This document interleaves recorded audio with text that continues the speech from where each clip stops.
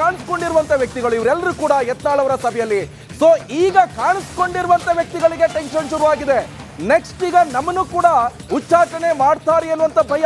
ಈಗ ಅಂತರವನ್ನ ಕಾಯ್ದುಕೊಂಡಿದ್ದಾರೆ ಅಂತ ಬಲಿಷ್ಠವಾದ ನಾಯಕ, ಹಿಂದೂ ಫೈರ್ ಬ್ಯಾಂಡ್ ಹಾಗೆ ಬಿಜೆಪಿಯ ಬಲಿಷ್ಠ ನಾಯಕ, ಸಾಕಷ್ಟು ಫ್ಯಾನ್ಸ್ ಫಾಲೋವರ್ಸ್ ಇರುವಂತ ನಾಯಕ ಅಂತವ್ರನ್ನೇ ಉಚ್ಚಾಟನೆ ಮಾಡಿದ್ದಾರೆ ಬಿಜೆಪಿಯಿಂದ. ಇನ್ ನಮ್ದೇನ್ ಕತೆ, ವಾಟ್ ನೆಕ್ಸ್ಟ್ ಎನ್ನುವಂಥದ್ದು ಕೂಡ ಈಗ ಯತ್ನಾಳ್ ಜೊತೆ ಕಾಣಿಸ್ಕೊಂಡಿರುವಂತ ನಾಯಕರಲ್ಲಿ ಉದ್ಭವ ಆಗಿರುವಂತದ್ದು. ಬಿಜೆಪಿಯಿಂದ 6 ವರ್ಷ ಶಾಸಕ ಯತ್ನಾಳ್ ಅವರ ಉಚ್ಚಾಟನೆಗೊಂಡಿದ್ದಾರೆ. ಬಿಡಿ, ಅದು ಪಕ್ಷೇತರವಾಗಿ ನಿಲ್ತಾರೆ, ಆ ಪ್ರಶ್ನೆ ಬೇರೆ. ಆದ್ರೆ ಈಗ ಪಕ್ಷದ ಒಂದು ಚಿಹ್ನೆ ಅಡಿಯಲ್ಲಿ ಎಲ್ಲೂ ಕೂಡ ಕಂಟೆಸ್ಟ್ ಮಾಡುವಾಗಿಲ್ಲ. 6 ವರ್ಷ ಯಾವುದೇ ಎಲೆಕ್ಷನ್ ನಲ್ಲಿ ಪಕ್ಷದ ಚಿಹ್ನೆಯಲ್ಲಿ ನಿಲ್ಲುವಂಗಿಲ್ಲ. ಇವಾಗ ಡೀಟೇಲ್ಸ್ ಕೊಡ್ತಾರೆ. ಎಸ್ ಹಿರಿಯ ಪತ್ರಕರ್ತರಾದಂತಹ ಅರವಿಂದ್ ರೇಷ್ಮೆ ಅವರು ಕೂಡ ಫೋನ್ ಸಂಪರ್ಕದಲ್ಲಿ ಜಾಯ್ನ್ ಆಗಿದ್ದಾರೆ. ಸರ್ ನಮಸ್ಕಾರ. ನಮಸ್ಕಾರ.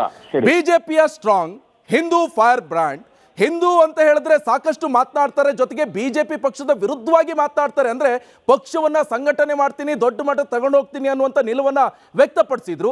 ಸೊ ಈಗ ಎಲ್ಲ ಒಂದ್ ಕಡೆ ಬಿಜೆಪಿ ಪಕ್ಷ ಎನ್ನುವಂಥದ್ದು ಶಿಸ್ತು, ಆ ಶಿಸ್ತಿಗ ಮತ್ತೆ ಮರುಕಳಿಸ್ತಾ ಅಂತಾನೆ ಹೇಳ್ಬೋದಾ ಈಗ ಉಚ್ಚಾಟನೆಯಿಂದ?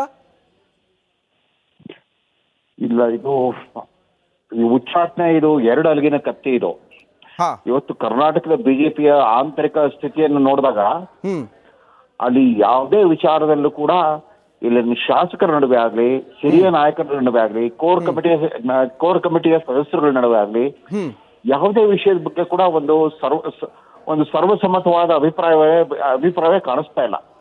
ಅದು ಎಲ್ಲಕ್ಕಿಂತ ಮುಖ್ಯವಾಗಿ 2023 ಚುನಾವಣಾ ಫಲಿತಾಂಶ, ಆ ಪ್ರತಿಕೂಲ ಫಲಿತಾಂಶ ಬಂದ ಮೇಲೆ ಕೂಡ ಜನಾದೇಶ ಏನಿತ್ತು, ನೀವೊಂದು ಜವಾಬ್ದಾರಿ ಇತ್ತು ಪ್ರತಿಪಕ್ಷವಾಗಿ ಕಾಂಗ್ರೆಸ್ಗೆ ಪ್ರಬಲವಾದ ಪ್ರತಿರೋಧವನ್ನು ಒಡ್ಡಿ ಅಂತ. ಆತರ ಆಗ್ಲೇ ಇಲ್ಲ. ಅವ್ರು ಕಾಂಗ್ರೆಸ್ ಪಕ್ಷವನ್ನು ಮರ್ತೇ ಬಿಟ್ರು. ತಾವೇ ಪರಸ್ಪರ ಬಣ ರಾಜಕೀಯ ಮಾಡ್ತಾ ಒಬ್ರನ್ನೊಬ್ರು ನಿಂದನೆ, ಗೇಲಿ, ಲೇವಡಿ ಮಾತು ಅದು ಬಹಿರಂಗ ಕಾಳಗಕ್ಕೆ ಇಳಿದ್ಬಿಟ್ಟಿದ್ರು. ಅಂಡ್ ಇದರಲ್ಲಿ ಬಸವರಾಜ್ ಪಾಟೀಲ್ ಯತ್ನಾಳ್ ಅವರು, ಅವ್ರಿಗೆ ಹಿರಿಯ ನಾಯಕರನ್ನು ಪ್ರತೀತಿ ಇದ್ದೇ ಇತ್ತು. ಯಾಕಂದ್ರೆ ವಾಜಪೇಯಿ ಸರ್ಕಾರದಲ್ಲಿ ಯಾವುದೋ ಒಂದ್ ಕಾಲದಲ್ಲಿ NDA ಸರ್ಕಾರದಲ್ಲಿ ಅವರು ರೈಲ್ವೆ ಸಚಿವರಾಗಿದ್ರು.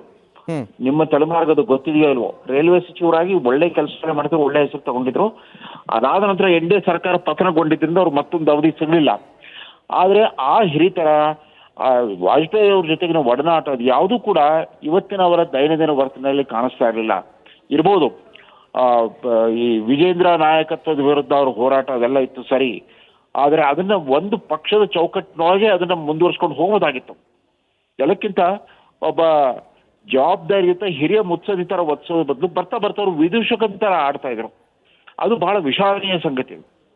ಆ ವಿದೂಷಕನ ತರ ಆಡ್ತಾ ಹೋದಷ್ಟು ಪಕ್ಷದಲ್ಲಿ ಅವರ ಶತ್ರುಗಳು ಕೂಡ ಅವರು ಅದೇ ಜಾಡನ್ನು ಹಿಡಿದ್ರು. ಇದು ಎಲ್ಲೂ ಕೂಡ ನೋಡಿ, ಅವರು ಕರ್ನಾಟಕ ಭಾರತೀಯ ಜನತಾ ಪಕ್ಷದವ್ರದ ಮುಖ್ಯ ದೌರ್ಬಲ್ಯ ಏನು ಅಂತಂದ್ರೆ, ಇಲ್ಲಿ ಪ್ರತಿಪಕ್ಷ ಆಗಿರ್ಬೋದು, ಕಳೆದ 11 ವರ್ಷದಿಂದ ನೀವು ರಾಷ್ಟ್ರ ಮಟ್ಟದಲ್ಲಿ ಆಳುವ ಪಕ್ಷವಾಗಿದ್ದೀರಿ. ನೀವಿಲ್ಲಿ ನರೇಂದ್ರ ಮೋದಿಯವರ ಮುಖವಾಣಿ ತರ ವರ್ತಿಸ್ಬೇಕಾಗಿತ್ತು, ನರೇಂದ್ರ ಮೋದಿಯವರ ರಾಯಭಾರಿಗಳ ತರ ನೀವಿಲ್ಲಿ ಜನರ ಜೊತೆಗೆ ನೀವು ಒಡನಾಟ ಇಟ್ಕೋಬೇಕಾಗಿತ್ತು. ಹಾಗೇನೂ ಆಗ್ಲೇ ಇಲ್ಲ. ನರೇಂದ್ರ ಮೋದಿಗೂ ಕರ್ನಾಟಕ ಭಾರತೀಯ ಜನತಾ ಪಕ್ಷಕ್ಕೂ ಸಂಬಂಧವಿಲ್ಲ ಏನೋ ಅನ್ನೋ ಒಂದು ವಾತಾವರಣ ನಿರ್ಮಾಣ ಮಾಡಿಬಿಟ್ಟಿದೆ.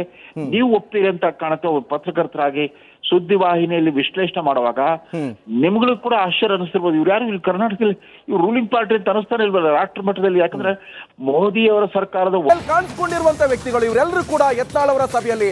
ಸೊ ಈಗ ಕಾಣಿಸ್ಕೊಂಡಿರುವಂತ ವ್ಯಕ್ತಿಗಳಿಗೆ ಟೆನ್ಷನ್ ಶುರುವಾಗಿದೆ. ನೆಕ್ಸ್ಟ್ ಈಗ ನಮ್ಮನ್ನು ಕೂಡ ಉಚ್ಚಾಟನೆ ಮಾಡ್ತಾರೆ ಅನ್ನುವಂತ ಭಯ.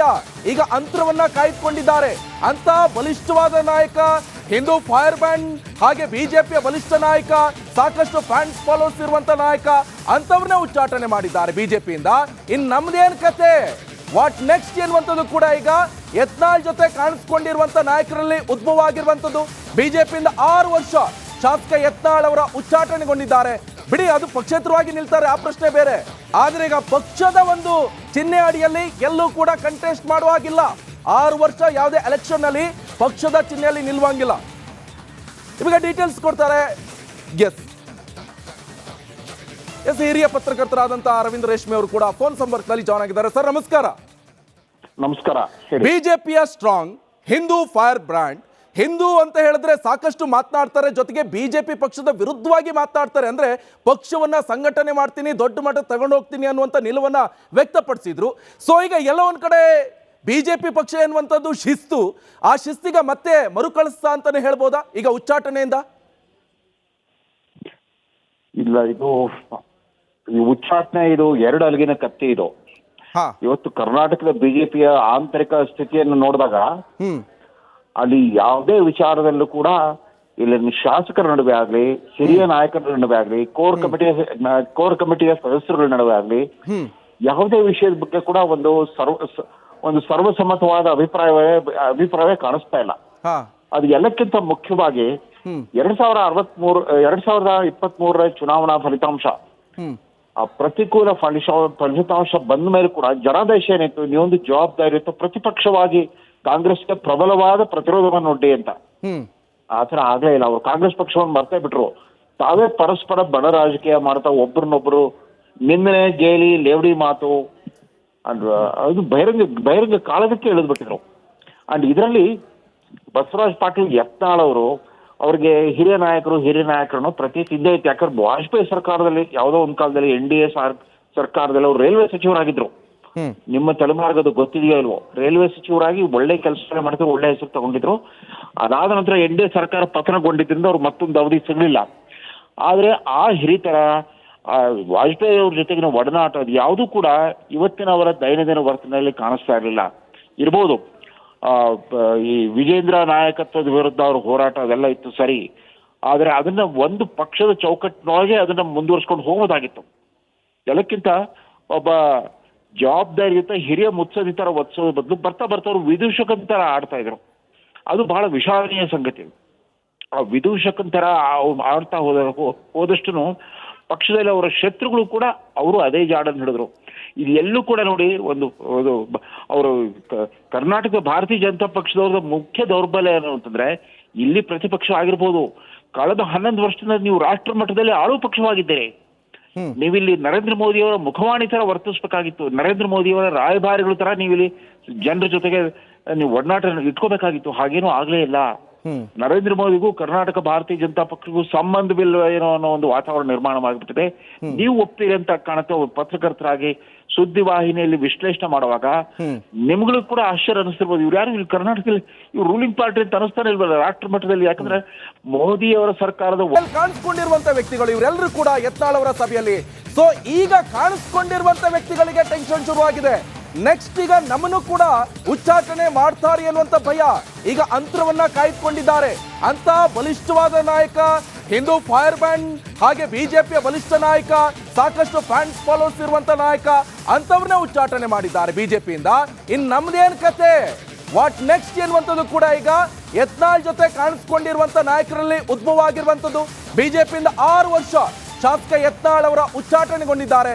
ಬಿಡಿ, ಅದು ಪಕ್ಷೇತರವಾಗಿ ನಿಲ್ತಾರೆ, ಆ ಪ್ರಶ್ನೆ ಬೇರೆ. ಆದ್ರೆ ಈಗ ಪಕ್ಷದ ಒಂದು ಚಿಹ್ನೆ ಅಡಿಯಲ್ಲಿ ಎಲ್ಲೂ ಕೂಡ ಕಂಟೆಸ್ಟ್ ಮಾಡುವಾಗಿಲ್ಲ.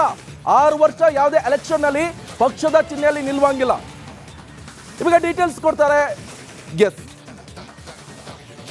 ಎಸ್ ಹಿರಿಯ ಪತ್ರಕರ್ತರಾದಂತಹ ರವೀಂದ್ರ ರೇಷ್ಮೆ ಅವರು ಕೂಡ ಫೋನ್ ಸಂಪರ್ಕದಲ್ಲಿ ಜಾಯ್ನ್ ಆಗಿದ್ದಾರೆ. ಸರ್ ನಮಸ್ಕಾರ. ನಮಸ್ಕಾರ. ಬಿಜೆಪಿಯ ಸ್ಟ್ರಾಂಗ್